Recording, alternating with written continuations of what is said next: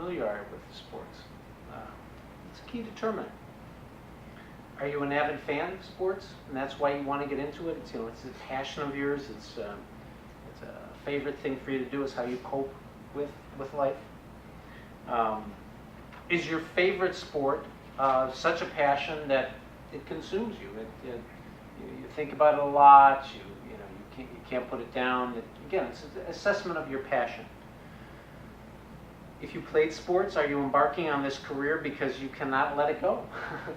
We have a phenomenon. One of our premier members in our organization, premier professionals, credentialed our organization, focuses on athletes after their career. And what do we do with these athletes? And a big phenomenon is letting go of your career.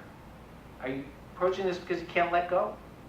If you were a non-player, are you approaching a career in sports because of that? Because you never could quite make the team, or you didn't have the athletic skills, and yet you idealize sports and want to be a part of it. Now, keep in mind, I'm not saying any of these are good or bad. I'm just saying these are assessments that you need to be honest with and examine yourself. And I'm giving you highlights of some of the formulations we have come up with. Do you feel the sports industry, like I presented at first, is a lucrative business in this economy, and that's where the money is, so that's why I'm getting into it? Again, good and bad aspects of a professional looking at this industry and saying, I see opportunity. Have you had a cathartic experience when you were growing up and revolved around sports? And so you feel that attachment, that drive to give to sports. Probably like a lot of the self-assessment you're going through at your graduate school here, to be a clinical psychologist, to be a counseling psychologist, to be a social psychologist, etc. Do you feel passionate about the conditions of sports? The right or wrong, all this money being paid, and LeBron James getting $50 million a year to entertain us, and it should be something done when teachers only get $60 million a year or whatever they get. Is there a social drive for you to enter this career? These are all legitimate concerns, and more. But those are some of the highlights that come to mind. I always like to balance off, if these are things where maybe you should be thinking about and assessing to get into the career, what are things that, if they're drives of yours, shouldn't make you interested in this career? I want to highlight a couple of those. If money is your only motivator, like I said, as lucrative as it is and much opportunity there is in sports, oftentimes at the entry level, it's very difficult money-wise because of laws of supply and demand and the other economics of such a big industry. Athletes are celebrities, and you want and deserve to have that same celebrity status. Why can't I have that fame and fortune of these athletes? Shouldn't get in the field for that. You haven't been successful in applying your skills in other industries, other areas, and well, this is a thriving industry. Again, that's where the money is. You want to increase your social status. People emulate athletes, and we idealize athletes, so it's a way in which you personally, it's kind of a therapeutic way or reason to get in. You have always been a fan, and you just this is a more intimate way to be a fan. Those are some reasons not to get into the field. And my final words that I want to say before I pass the baton to Andrew here, we also have come up with some personality characteristics that I think you need to take stock of if you're right for this field. Because I think some of these may be certainly common sense, others may be surprising to you that, wow, I never thought I'd have to have that personality characteristic to be successful in sports as a profession.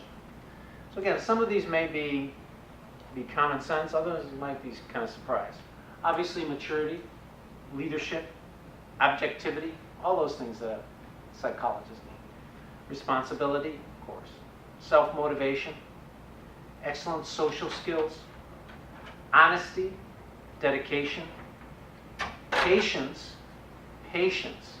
It's oftentimes our constituency talks about what immense patience is needed to work at athletes at all these levels, because there's a whole social dynamic of how these people get to be top athletes. Physical and mental stamina. These are long hours, like a lot of things in psychology. They're sporadic hours. You'll have emergencies. You'll be called when people need you, and it could be any time. High ethics and integrity. Being a team player, which means oftentimes has to subjugate your own ego. Being highly independent. Humility. When you're working at the top levels of sports, these are the stars, and you're a support person. Confidence, self-esteem. One of the hallmarks of a successful athlete at any level is their own confidence and their own self-esteem. If you don't have that same confidence level, they're not going to trust you and listen to you. Obviously intelligence, but by definition, you're all intelligent. You're here. And quick-mindedness.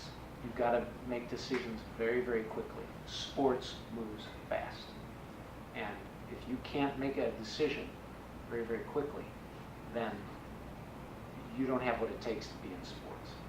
You can't be the proverbial or quintessential or stereotypic shrink and be talking out of two sides of your mouth. Well, maybe you do this, maybe you can.